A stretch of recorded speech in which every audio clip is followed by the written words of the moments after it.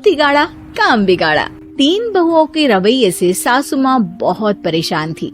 दरअसल बात ये थी कि तीनों बहुओं में किसी बात को लेकर अनबन हो गई थी। तब से ही तीनों एक दूसरे से मुंह फुलाए रहती थी।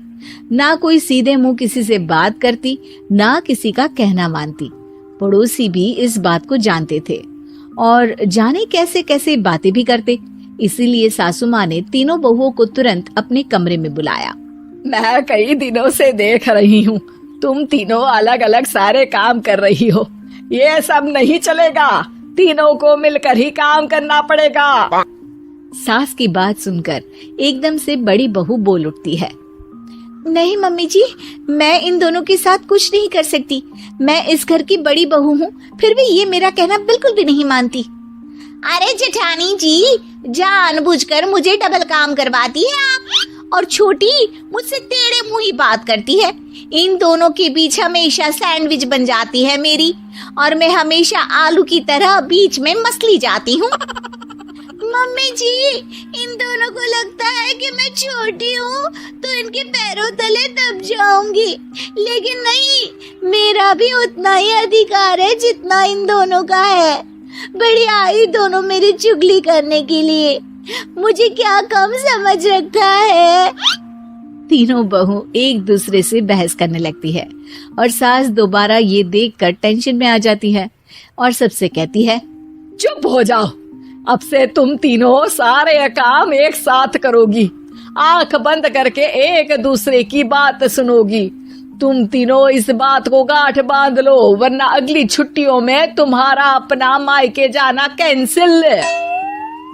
सास की बातें सुनकर डर के मारे तीनों हामी भर देती हैं। जी मम्मी जी, मैं समझ गई। हाँ मम्मी जी, जैसा आप कहें। आप जो कहेंगी मैं वही करूंगी। तीनों बहू सास की बात को गांठ बांध लेती है और वादा करती है कि अब से सारे काम वो तीनों एक साथ मिलकर ही करेंगी। ये सब देखकर सास खुश हो जाती है और वहाँ से चली जाती है। नीचे जाकर वो देखती है कि घर में शर्मा जी आए हुए होते हैं। सास जोर से आवाज लगाकर कहती है, अरे बहू, जरा चाय बनाकर तो लाना, शर्मा जी आए हैं। सास की बात सुनकर तीनों बहू तुरंत किचन की ओर भागती है और चाय बनाना शुरू कर देती है। मुझे तो एकदम मसाले वाली कड़क चाय पसंद है, तो हम शर्मा जी के लिए मसाले वाली चाय ही बनाएंगे। अरे नहीं दीदी, गर्मी के मौसम में मसाला चाय कौन पीता है? मैं तो शर्मा जी के लिए इलायची वाली चाय ही बनाऊंगी। ये कैसी बात कर रही हैं आप दोनों? मेरी मम्मी ने सिखाया है कि मेहमान को ज्यादा दूध और शक्कर वाली चाय देनी चाहिए, वरना वो घर वालों को कंजूस समझते हैं। तो मैं तो शर्मा जी को ऐसी ही चाय दूंगी।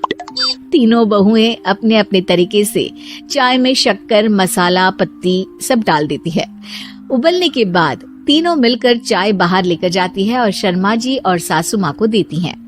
चाय पीने के बाद शर्मा जी सासू माँ को देखकर शर्मा जाते हैं और शर्मिंदा महसूस करते हैं कि आखिर उन्होंने चाय पीने के लिए हामी क्यों भरी।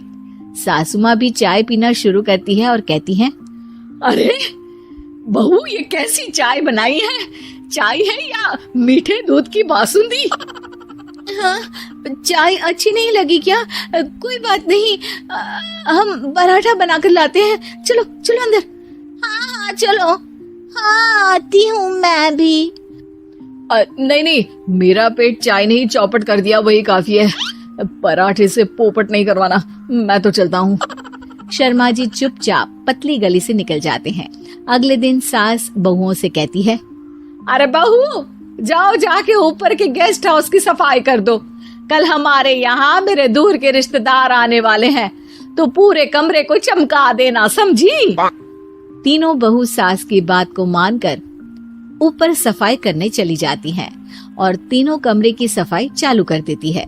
बड़ी बहू मकड़ी के जाले साफ करती है, तो बीच वाली झाड़ू लगाना और छोटी वाली सर्फ डालकर जमीन धोना शुरू कर देती है। अरे दीदी, जेठानी जी, अभी मैंने पूरी फर्श धोई और आप फिर से धूल नीचे गिरा रही हैं। और मछली जेठानी जी, आप बिना झाड़ू की धूल यहाँ छटक रही हैं। अरे तीनों को साफ करना है, एक साथ सफाई करते हैं ना। अरे वही तो, हम साथ साथ हैं, घर साफ साफ है। तीनों बहू ऐसे ही काम में उलझ जाती है और 2 घंटे तक एक ही कमरे की सफाई करती रहती है। बहुत देर से अपनी बहुओं को ना देखने के कारण सास ऊपर कमरे में उन्हें देखने जाती है, लेकिन कमरे में घुसती ही वो गीली फर्श पर फिसलने के कारण नीचे गिर जाती है। ओरी मोरी मैया, हड्डी मरोड़ के रख दी। आए मेरी तो कमर ही टूट गई रे। तीनों बहुएं सास को उठाती हैं और बिस्तर पर सुला देती है। अरे मेरे हाथ पैर दर्द कर रहे हैं, दबा दो, आराम मिलेगा। हाँ जी माँ जी। अरे जी माँ जी, जी माँ जी। और तीनों बहुएं एक साथ सास के हाथ को दबाना शुरू कर देती हैं। माँ की तो चीख ही निकल जाती है और नतीजा ये होता है कि सास के बचे हुए शरीर में भी दर्द उठ जाता है। हाय राम, ये क्या कर दिया तुम तीनों ने। अरे मेरी तो किस्मत ही फूटी है कि तुम जैसी बहुएं मुझे मिली। हे भगवान, पूरे शरीर में दर्द बढ़ गया है। अब तो पता नहीं कि चल भी पाऊंगी या नहीं। माफ करो, मुझे गलती हो गई मुझसे कि तुम तीनों को एक साथ काम करने के लिए बोला।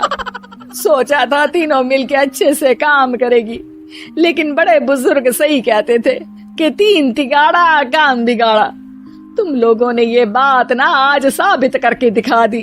तुम तीनों को तो समझाना यानी मानो भैंस के आगे बीन बजाना है। तुम्हें अकेले अकेले काम करना है ना, तो अब से तुम अकेले ही अपना अपना काम करो। तीनों बहुएं वहां से जाने लगती है। अरे कहाँ जा रही हो?